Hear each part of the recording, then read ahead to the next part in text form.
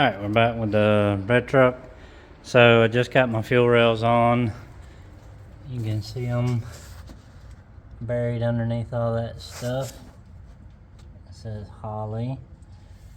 And then so I'm gonna feed it in the back from this hose right here. It's got a 180 into the back of it. And then the feed there is a -6.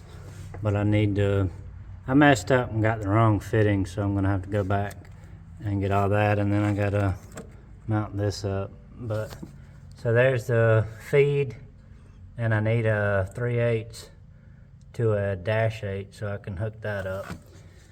And then it comes in the back, feeds number 7 first, comes over the top, and then it goes down the rail, and then it comes over to the regulator and then back to the tank.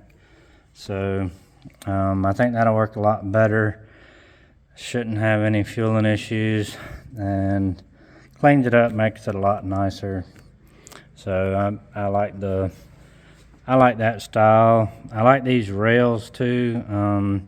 The gentleman that brought that 67 Camaro, the one that was extended 18 inches or something, these are the fuel rails that he brought me to use on his car. So when I looked them up, I really liked this style of a rail. And what it does is it's for the truck intakes, and it has the end where the injector goes in. It still allows you to use the metal clips that hold the injectors in. I don't know if you can see the metal clip in there, but and it has several different brackets to allow for different configurations. Now, since I'm using Deca 80s on this one, maybe you can see better from this side. Yeah, there you go. See how it has the metal clip. It's still able to be used on there, and because these are Deca 80s, so they're really tall. It's a really tall injector. So I was able to use one of their brackets and had to move it a bolt hole, and it wasn't direct bolt on, which I knew it wasn't gonna be. But anyway, got that on. Like I say, I screwed up on fat fingered my fitting in. I needed 4-6s and I got 4-4s, so that doesn't help me any. But anyway, this thing's not going to be up and running anytime soon with the transmission and stuff. Sent the converter off yesterday, Wednesday, and it was $120 to ship it. That was amazing. And my trans guy said it'd be next week before I could bring my transmission to him. And again, I don't know how long it's going to take him to go through and check out anything. But, you know, with the holidays coming up, you know, I don't expect anything anytime soon. So I just want to get the fuel system tidied up on this thing. And then I'm about to get this truck out of here. And then the guy with the white truck brought this engine yesterday. So this is a Gen 4 5.3, so it's got flat tops. It was a DOD engine, and it has 799 heads on it. So it is 58X, so I got the correct 1X cam gear for the front, and I'm gonna pull the crank out and swap the 58 to a 24, and you know, clean up his heads, lifters, get the cam and everything out of his truck, and just take what I need from the Gen 3 5.3, put it in here, and then get this one ready to go in his truck. And then these are the fuel rails. So let's see, that's the part number, if you can read it. 6, or is that a 6? Is that a 6 or a 5? I can't tell. It looks like it could be either. It looks like a 5.34244. But it's really kind of hard to tell, like if that's a 5 or a 6. But anyway, so that's the ones I got. It does not come with the crossover, which most of them, the crossover up here is garbage anyway, and usually end up making my own because I don't like them. And then they're 5/8 diameter with -6 fittings. I mean, it makes sense.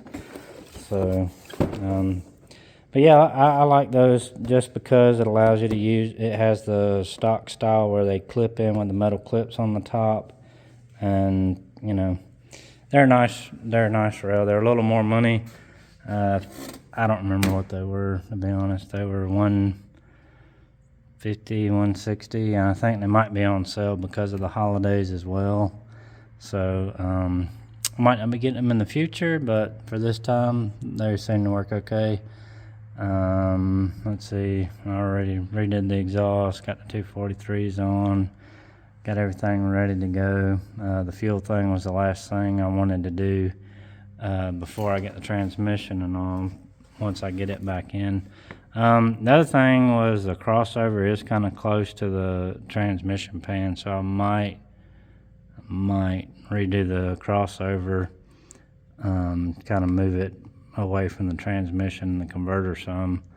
But I mean, before until it broke, it was around 100 degrees on the temperature trans temp, and then towing was about 150. So like I say, I've got a gargantuous trans cooler in there because I believe in a good trans cooler and a deep pan. And then I don't know if I showed, but this one has the deep pan on it with the cooling fins through it. So it's got these cooling fins, so air can go through them and cool them.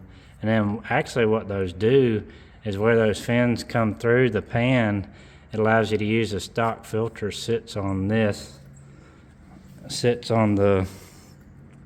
top of this, so that's stock depth, and then you got all this below is extra capacity. So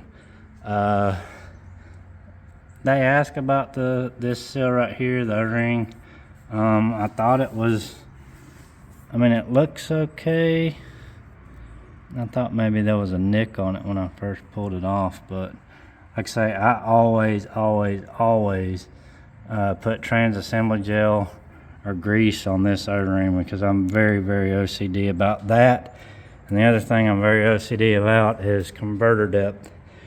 I will check and check and check and check and check to make sure that the converter is fully engaged and all in the pump, because I'm just scared to death that I'm not going to get it all the way in the pump one day and tear everything up. So I always put a straight edge across the front and measure to the pilot hub on the converter too, and you know, I can feel when it bottoms out in the pump gears. So I just always, I don't know, I'm very paranoid about that for some reason, because I don't know, well, I know a guy that did it one time. It was actually in a F-250, and he didn't get the pump all the way in and cranked it up, and that was it. He was out $2,000 and had to pull the transmission and take it back and have it completely rebuilt. So I'm just very paranoid about that. There's the heads for that, the Gen 4 motor, and then here's all the, you know, the parts from Summit for that, to put that thing back together. And there's the truck, and the truck, and the truck, and the truck, and the truck, and the puppy dog.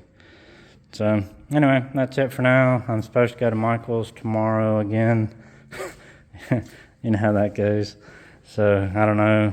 I haven't heard from him. He was going to let me know if we were still on, either in the morning or in the afternoon. So I don't know. I know he's busy, but he'll let me know one way or the other, and then I'll either go down there and hopefully play with the Caprice and try to get it dialed in and see how its new fuel system does, or I'll get this thing out of here and then get the OBS truck in here and get to work on it and start trying to get everything done on it before Thanksgiving. So, but anyway, I just wanted to show the new fuel rails and everything, and how I'm running the new fuel system, because I think that's a problem that I've been having. I don't think stock rails is the way to go. It's just not a good distribution.